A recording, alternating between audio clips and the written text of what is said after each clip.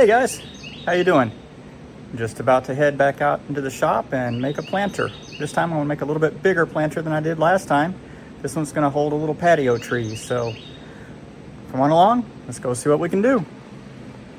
All right, here's the material we're gonna be using for this planter build. It's gonna be all cedar. It's going to be 4x4 for the support legs, 2x4 for the underneath supports, and then the fence pickets for the slat sides. I've got some casters, so it'll be mobile. Got 3-inch diameter casters that all lock.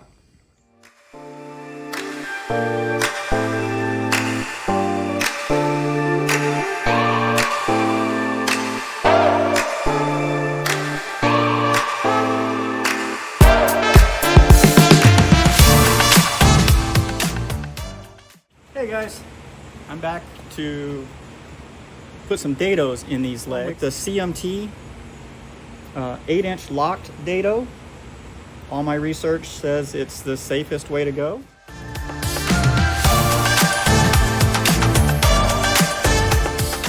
Now to cut the side panels, we're going to go with the pickets at 23 inches in length because I want my space from leg to leg to be 22 inches. We did 1/2-inch dados, so I'm going to take 1 inch off of each side. I have already set up a stop on my saw at 23 inches. All I have to do now is just throw them in there and cut them one after the other.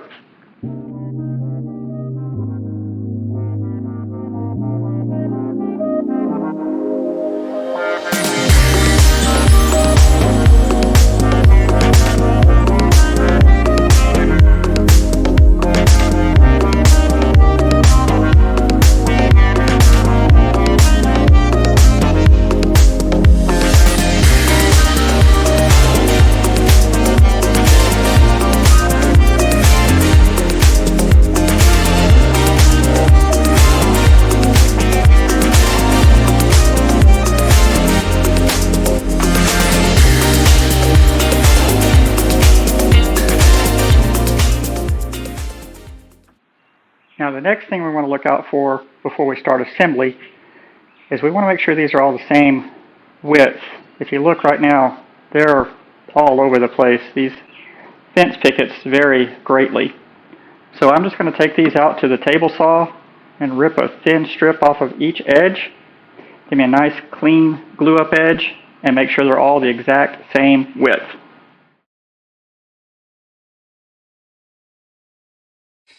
I've test fit everything. I have inserted these little dowels to help keep the boards from flexing apart in the middle. Now that I know it's all going to work and fit, it's time to pull it all apart and do the glue up.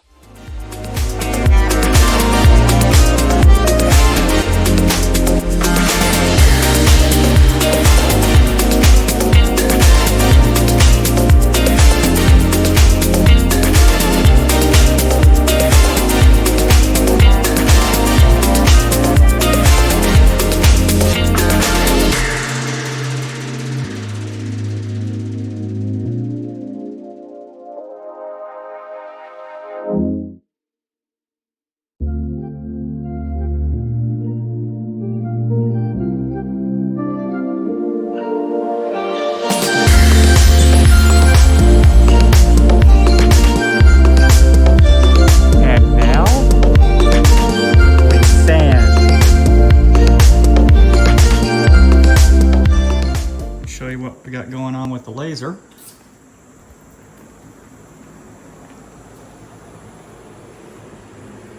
All right, I'm going to put my logo just in one corner.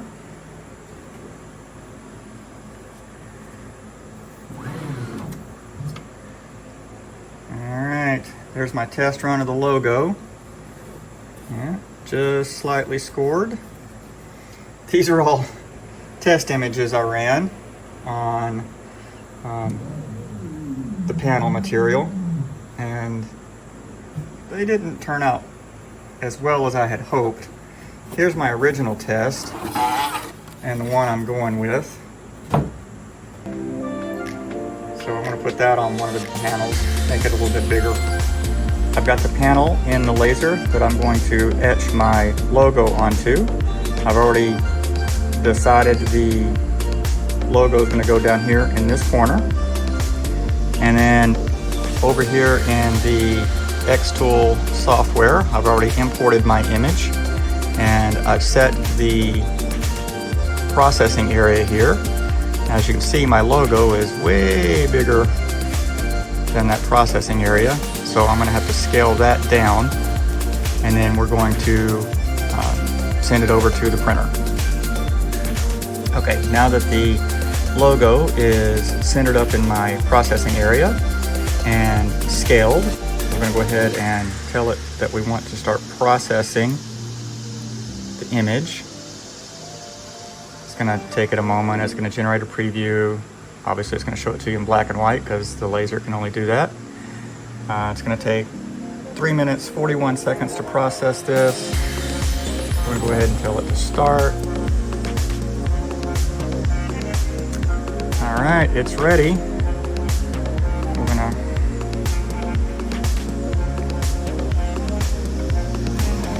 hit the start button and away it goes.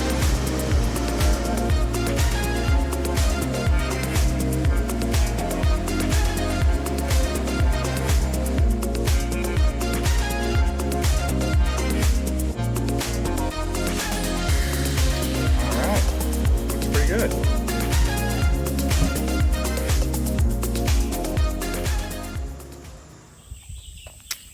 I've got it all put together, except for the slats at the bottom.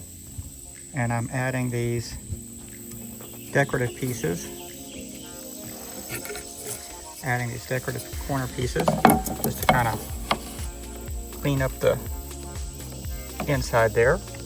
And I'm going to go back and cut these corners flush. Do like that down at the bottom. So let me get that glued up and I'll get it sanded and we will move on. By the way, there's my logo lasered on. And on the other side, the client wanted something that was a little bit special for them. Finally, at the last stage of assembly, I have a few dowels left to install. That's what I'm using to hold the top down because I didn't want to have any screws and the material is a little too thin for pocket holes. I'm going to get these last few dowels drilled out in the corners, get those glued in, final sand, and ready for paint.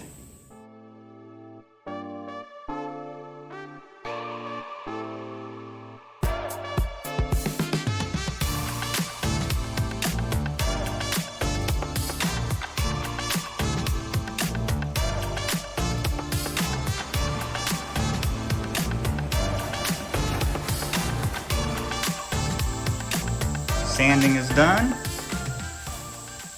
Now it's time to put some sealer on it.